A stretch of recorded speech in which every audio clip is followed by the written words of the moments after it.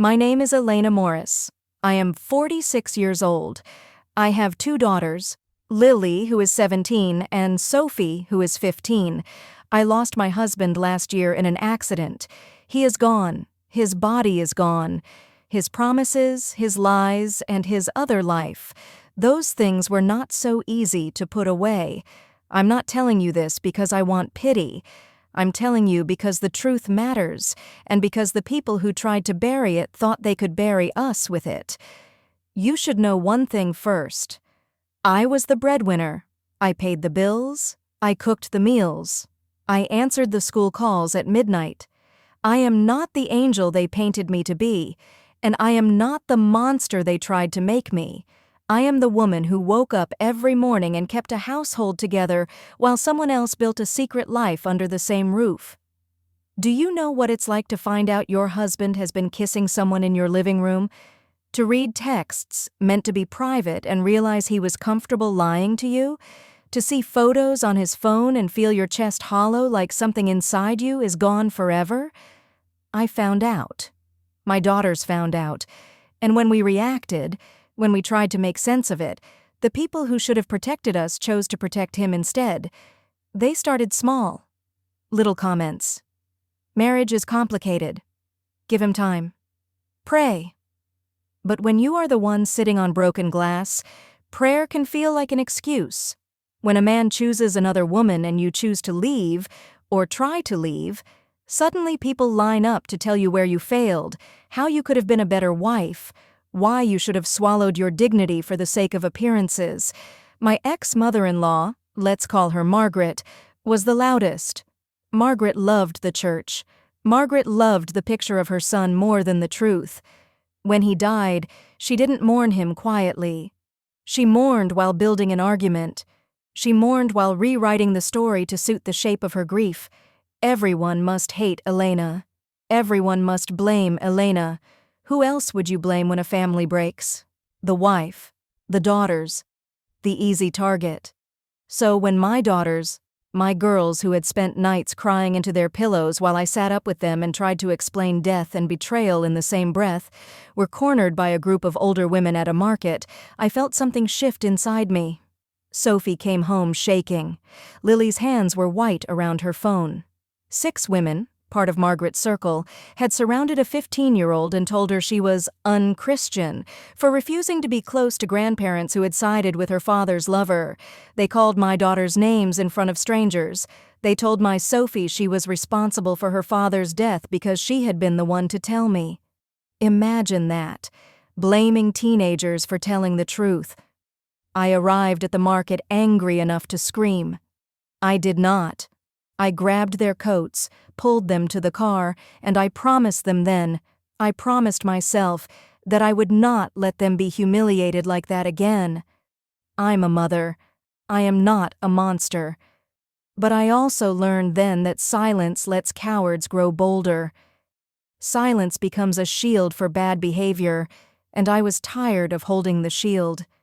That night I went online to see what Margaret had been telling anyone who would listen. She had written a long post in the church group. We robbed them, we left them penniless, we refused the orphaned boys, we were heartless. She painted herself as a grieving mother with no one left. Do you think I was surprised? Not really. I was numb. But I was also furious. Furious that she could look at my daughters and call them children of sin while she held the hand of the man who fathered those children in secret. I didn't react immediately. I slept a few restless hours, and then I did the thing people in movies do and real people avoid. I collected evidence. Not to ruin names for the sake of ruin, but to set the record straight. I had his messages. I had photos of him with the other woman in familiar places. I had conversations, emails, and texts, where Margaret and others gave their approval, counsel, and silence, while my husband lied. I had messages where my girls were called bastards, and where they were told their father's death was their fault. Messages sent 2 days after his funeral. Do you understand how specific that kind of cruelty is? After a man dies, some people sob and fold into quiet. Others take advantage of a moment when the center is gone to stab. That last thing burned into me like a brand.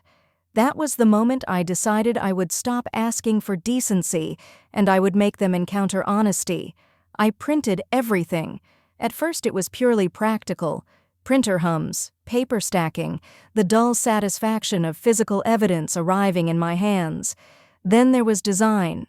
I didn't make a poster. I made binders. I made them look professional and clean, the kind of tidy booklets you see in church pews for hymns.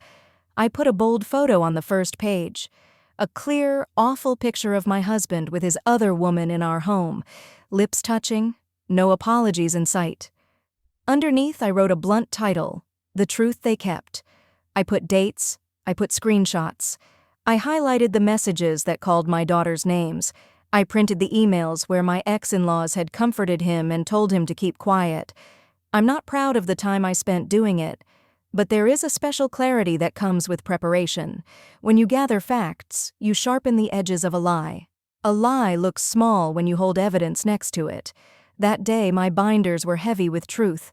Sunday morning was calm and ordinary. People smiled like they do at church. Margaret hugged neighbors. Children clung to hymnals. I walked in carrying nothing that looked like a threat. I left the binders in the hymn table at the back. The same way people drop off song lists when they're running late, I left them where someone would pick one up without thinking. That is the quiet place truth sometimes needs, a place someone could casually reach for it and be surprised. What followed was not theatrical in the way films are. There was no dramatic microphone reveal. It was small at first. Someone opened a binder during a coffee break. Someone else took a picture of an especially damning screenshot, and the images began to circulate. Within hours, the church's Facebook group was a mess of people trying to reconcile what they'd believed with what the evidence showed. People were angry. People were stunned. People were defensive. The pastor posted, "Please be respectful in comments," which of course is what people say when a place they assumed was solid begins to wobble. The first handful of messages I got were oddly private. "Elena, I had no idea," one woman wrote. "My heart breaks." Another. 2 apology letters arrived in the mail for my daughters, heartfelt, hesitant, and probably sincere. Apologies are important, but they do not erase the nights my kids couldn't sleep, the mornings they cried, or the way high school whispers found them at lunch. Apology is a starting point, not the end. Then there were Margaret's posts, heartbreaking, not because they were true, but because they were performed. "No one cares for the elderly anymore," she wrote. "My son would have taken care of us." It read like a rerun of something I had heard 10,000 times, grief being used as armor.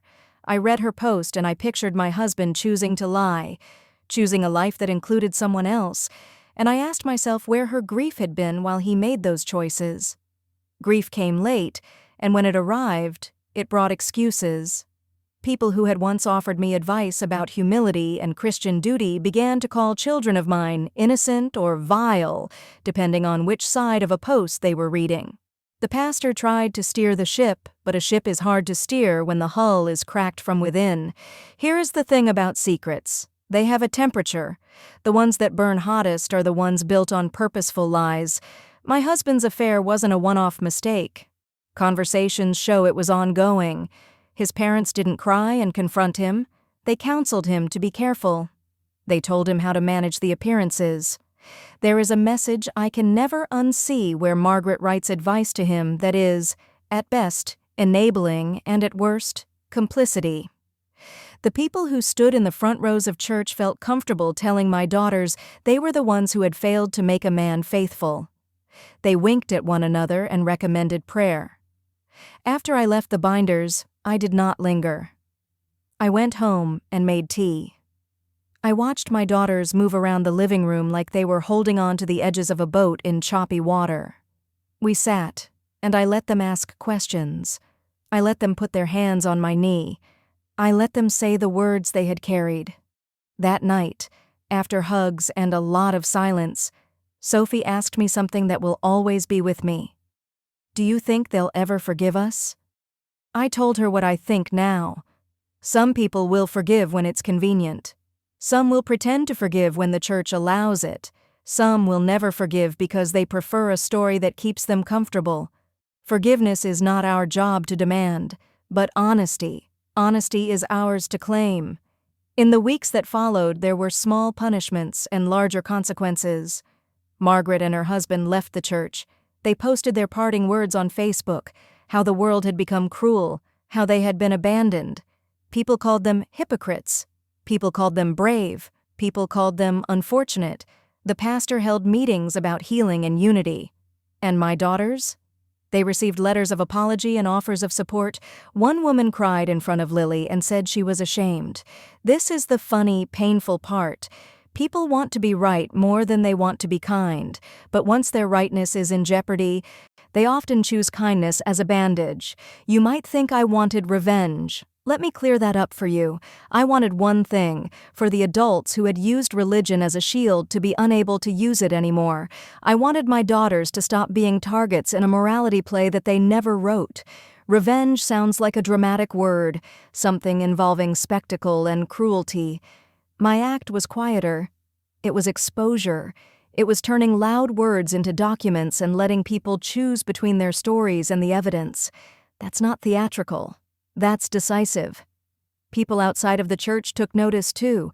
Neighbors who had found my family wholesome suddenly saw headlines. Friends called to say they'd never imagined the things I had to show. Some people sent messages saying I had been cruel, that I'd violated privacy, that I'd escalated things. To those people I said, I would rather be accused of cruelty than allow my children to be called villains for surviving their father's betrayal. There is a line between civility and complicity, and I crossed to the side that refused to enable cruelty. Was I worried about legal trouble? Yes. I am practical. I checked with a lawyer. Because the divorce had not been finalized when he died, I was careful to present facts, not allegations that could be construed as libel. Facts can be uncomfortable. They are not lies. Did I sleep after I left the binders? Some nights better than others. Some nights the house felt lighter. Other nights the whispers followed us like cold shadows. But mostly, I slept because I knew I had tried. I had chosen the only tool I trusted: evidence. It is not emotional theater. It is a ledger of truth. People who felt shamed posted about being ostracized. Margaret painted herself as isolated and hurt. I felt nothing for her post. Not because I am cold, but because I cannot give my compassion to someone who ached only after the truth was exposed. Grief that arrives with excuses is not the same as grief that arrives with accountability. After the dust settled, and it always does settle, rearranging the furniture of people's lives in strange ways, my daughters received some small reparations, apologies, quiet recognitions, angry nonchalance from others. The church's group changed its tone for a while. The pastor preached about truth and kindness, words that felt oddly convenient the week after his inbox was full of complaints. That's how institutions behave. They heal in the same pattern they were hurt. Whether the healing will hold is not my question. My question is whether my children can live without fear. To Lily and Sophie I say, you can. You will. You have survived something that should have crushed you. You will go on birthdays and market mornings and coffee dates and you will feel safe again. That's not a prediction. It's a promise I make. To Margaret and the rest who tried to weaponize faith, I don't want your hatred. I don't want your acceptance either. You had a choice and you made it. Now you must decide whether you will live inside that decision or try, genuinely, to make amends. I won't hold my breath. And to anyone listening, wondering whether they should do something similar, know this: truth is heavy and truth is precise. Gather facts. Stand with people who are vulnerable. You can ask for kindness without sacrificing justice. You can ask for mercy and still demand honesty.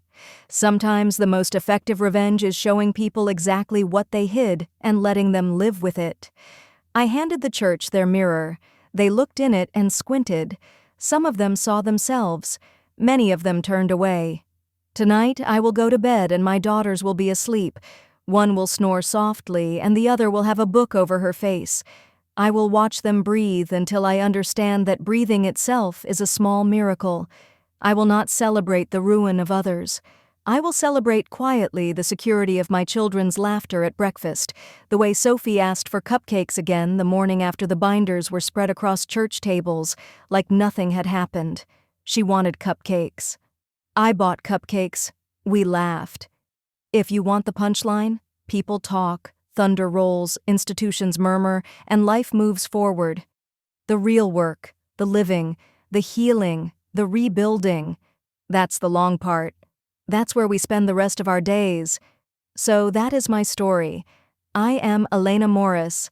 I did what I had to do to protect my daughters. I used facts, not fury, though there was fury. I used binders, not bullets. I used truth, not rumor. You may call it revenge. I call it reclaiming our lives. If anything, I hope it teaches you to listen closely to the ones who say they were hurt, and to ask for the proof before you crown the innocent or pardon the guilty. Good night.